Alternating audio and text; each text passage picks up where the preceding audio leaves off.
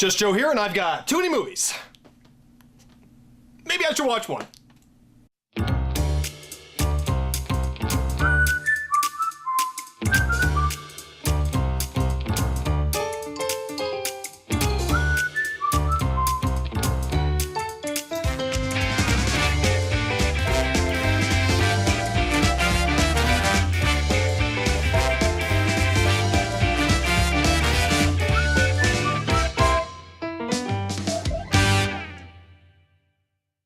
It's Friday, bitches, and you know what that means. I'm going to choose another movie from my collection I have never seen before. And since there is a certain sequel that's coming out in October that's getting a lot of attention because, you know, the original has become basically a sci-fi classic, and I kind of always wondered why it wasn't a huge hit, but over the years, and since it's been recut like 40,000 times, you know, it's really grown in popularity, and it's seen in the film community as being ahead of its time, and its themes are really, you know, dramatic, and some things are subtle, and some things not so subtle, but you know, it's got a lot of people's attention, and I bought this movie once, but was always afraid to watch it because the hype was so much. You know, I didn't want to hate this movie because I'm such a lover of sci-fi, but the movie that I'm talking about is Blade Runner.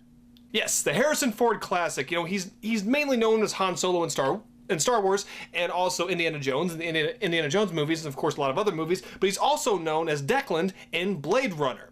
And I'm gonna go ahead and say the version I'm watching out of the 40,000 versions that's out there is the director's cut. I've done my research, and you know, I basically read that the director's cut is the best one to watch. The original is not so good. You know, the final cut, it's better, but nah.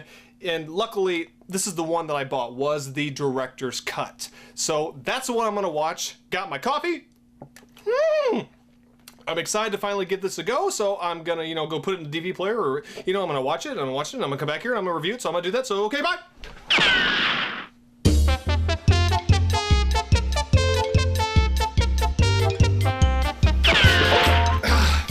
Got done watching Blade Runner, and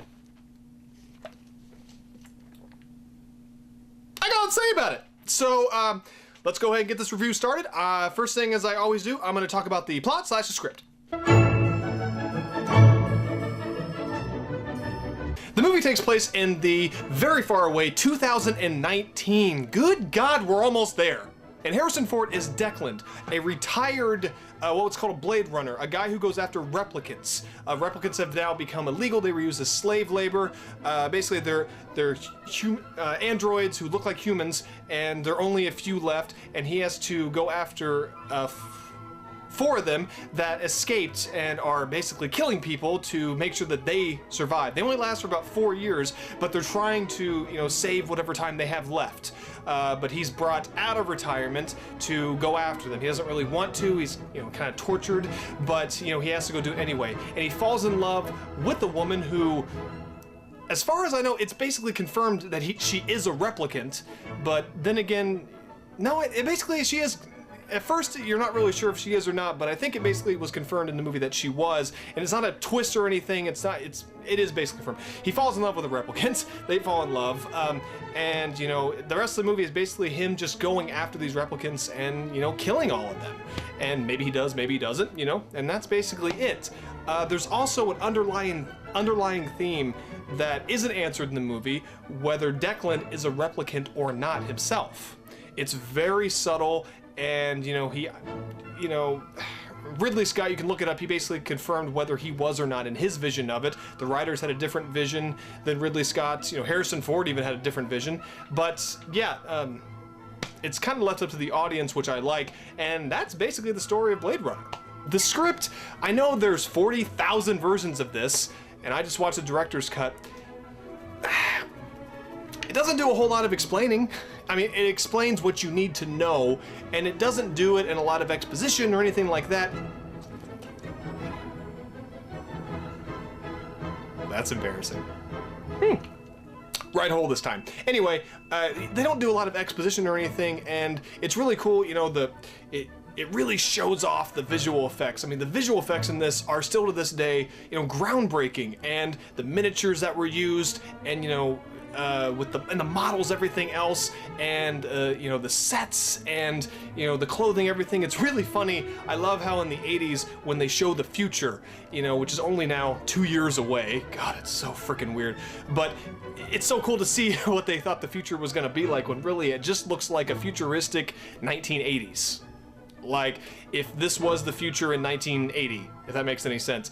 But, you know, the set pieces are fantastic, and the visual effects, you know, still hold up pretty well. You know, not very much of it doesn't look good. There's one part where a ship is pulled up and you can see all 4 strings, and I don't know if that was intentional because it's very obvious, but I don't know if it was being pulled up by another ship. I don't know, but if not, you know, not very good. But anyway, you know, the script, it's fine. I'm not gonna say it's like a masterpiece in terms of, you know, and I know the movies have been cut up and a lot of stuff was, you know, left out, and a lot of stuff was put in or back in, but still left out. You know, they wanted to keep the movie subtle, which it is. You know, they wanted to kind of keep you guessing about certain things. You know, there's really not a ton of dialogue.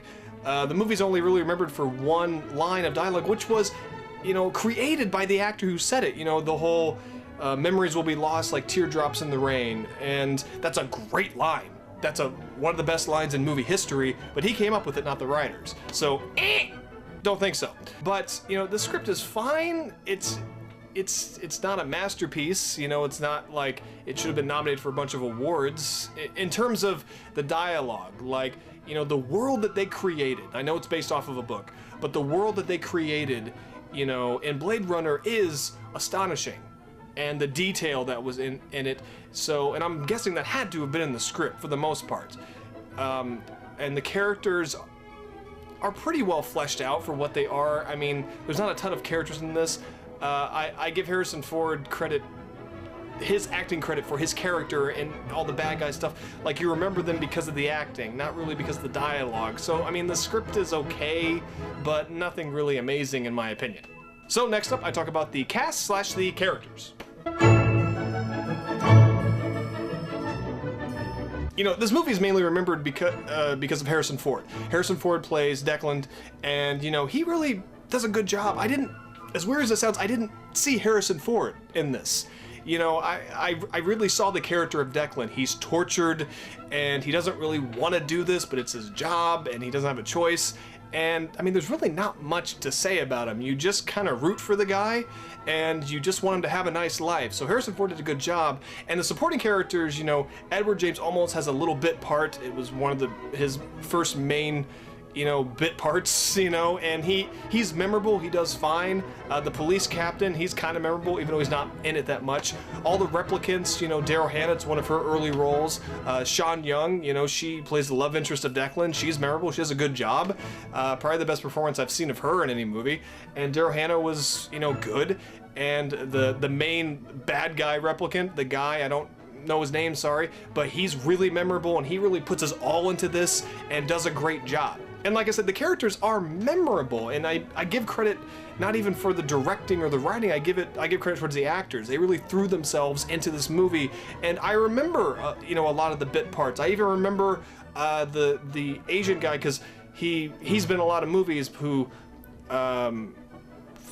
who's interrogated by the replicants, you know, in the movie. I remember him, and earlier, he was in the movie earlier as well, the guy that Daryl Hannah kind of seduces, and you know, I remember him. He did a good job. Like, the characters, I'm sorry, the cast they got to play his characters, I give them the full credit. They do a great job, when really the writing and the directing, I don't really feel, you know, got them there, but, you know, all good.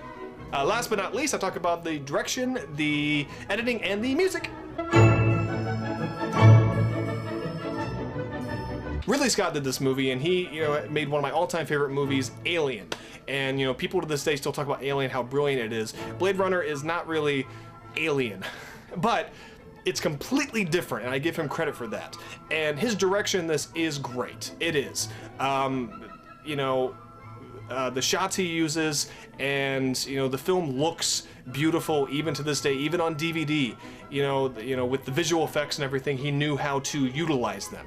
And, He knew what shots to get on the actors, when to go close up, when to back off. You know, so Ridley Scott's a brilliant director, so the direction in this, you know, I thought was pretty well perfect. The editing, and again, it's hard to judge it because this movie's been cut up 400,000 times. The direction, some shots don't last long enough, some shots last a little too long. Mainly the first and the second, especially in the beginning. Some of those shots, it was just too quick, and as you had to almost rewind to kind of understand what the hell was going on, and I don't like that. And the editing was just kind of choppy, and it got better as the movie progressed, but the editing, again, it's hard to really shit on it because the movie's been cut up so many times, you know, so the editing, I give a passing grade, but, you know, it's fine for this movie, it's fine. And the music, like, it's not really memorable, it's really just like 80s sci-fi movie music, you know what I mean? Like, it's good, I really enjoyed the music at the end of the movie, at the end credits. There's not a ton of music throughout the movie, to my surprise. But the music that was there, it did help with the atmosphere, but it didn't help tell a story or anything. You know, the music was very minimal, but that worked to this movie's advantage.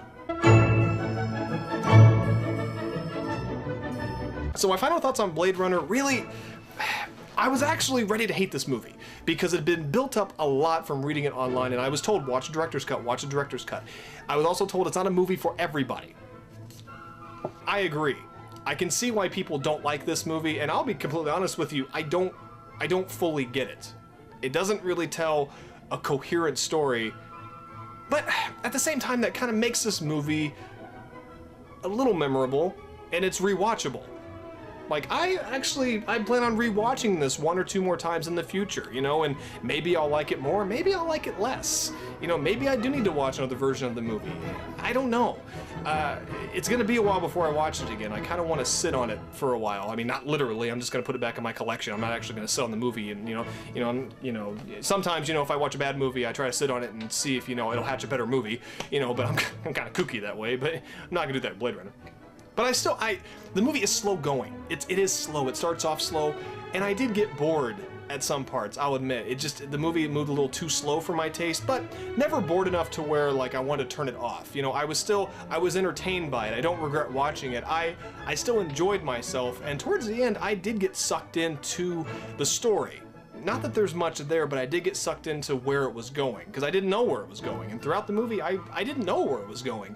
It comes across as, like, a film noir, you know, almost like an old school detective film noir, and those are some of my favorite. I love that genre. I kind of wish this movie was in black and white, actually. You know, I'd really love to see this in black and white. Maybe it's up online somewhere, maybe it's one of the 40,000 alternate versions, but, you know, I think this movie actually would have worked a little better in black and white, but until I see it, you know, I may be wrong on that, because it may disrupt some of the visual effects, which I do, you know, were stunning even to this day.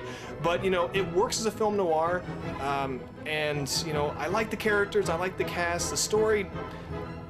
I like the story, I like what they presented, I just don't think they went as far with it as they should have. They really could have dove deep into this. But maybe that's not why people like this movie. They like the subtleties of it, they like not knowing everything, again, that does work to the movie's advantage of making it a little bit memorable, you know, and I do respect what this movie did for the sci-fi genre, because the visual effects, the style of it has been ripped off 100,000 times. You know, I've been told that. I've seen it in movies like Fifth Element, even Judge Dredd, you know, basically kind of ripped this movie off in a way. So, you know, the movie has a lot going for it. I did enjoy it. It's not a movie I'm gonna rewatch for a long time. I have to be in the right mood, but I am glad I saw it. So I give Blade Runner the director's cut, you know, but I do give Blade Runner a Just Joe rating of 3.5 out of 5. So thank you very much for joining me on another edition of Tuning Movies with me, Just Joe. Look at the links in the description below to Facebook, Twitter, Instagram, podcast that I'm on. Also subscribe to my YouTube channel, Apartment B1 Productions, if you want to. I do Too Many Movies every single Friday, where I watch a movie from my collection I've never seen before. There's also a video in the link below showing my entire collection, so you guys can suggest movies for me for my collection. I'll let you know if I've seen it or not. And as you can see, I've got too many movies, and I got more to watch, so I will get to it, and I will see you in the next video. Take care.